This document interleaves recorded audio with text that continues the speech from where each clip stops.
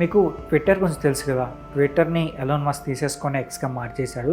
And present మనం అందరం దాన్ని యూస్ చేస్తున్నాం అనమాట. అయితే ట్విట్టర్ని స్టార్ట్ చేశారు కదా, అందులో ఒక పర్సన్, అతని పేరు వచ్చి జాక్ డోర్సే అనమాట. అతను ఏం చేశాడంటే ఇప్పుడు ఒక కొత్త యాప్ని అయితే తీసుకురాబోతున్నాడు అనమాట. ఇందులో స్పెషాలిటీ ఏముంది అంటే, ఈ యాప్లో స్పెషాలిటీ ఏముంది అంటే, సో దీనికి ఎటువంటి నెట్వర్క్స్ అవసరం లేదనమాట, వైఫై అవసరం లేదనమాట.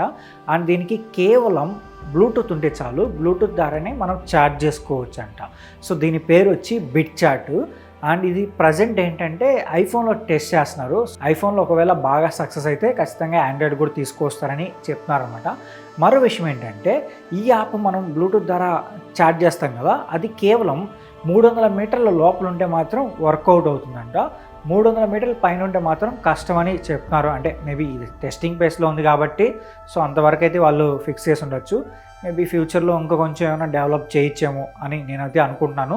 అండ్ దీంట్లో మెసేజెస్ మనం ఇప్పుడు చాట్ చేసుకుంటాం కదా, ఇప్పుడు వాట్సాప్ కావచ్చు, ఇన్స్టా కావచ్చు, ఫేస్బుక్ కావచ్చు, ఇలా వాటిలో చాట్ చేసుకున్నప్పుడు ఈ మెసేజెస్ అన్నీ ఒక డేటాబేస్లో అయితే స్టోర్ అవుతాయి కదా. బట్ వీళ్ళు ఏం చెప్తున్నారంటే, ఈ మెసేజ్ అంటే ఇప్పుడు మనం బిట్ చాట్లో చాట్ చేసుకున్న మెసేజెస్ ఎక్కడ స్టోర్ అవ్వు, అవి కొద్ది రోజుల తర్వాత పూర్తిగా డిలీట్ అయిపోతాయంట. అంటే మళ్ళీ రాకుండా పూర్తిగా డిలీట్ అవుతాయని వాళ్ళైతే చెప్తున్నారనమాట.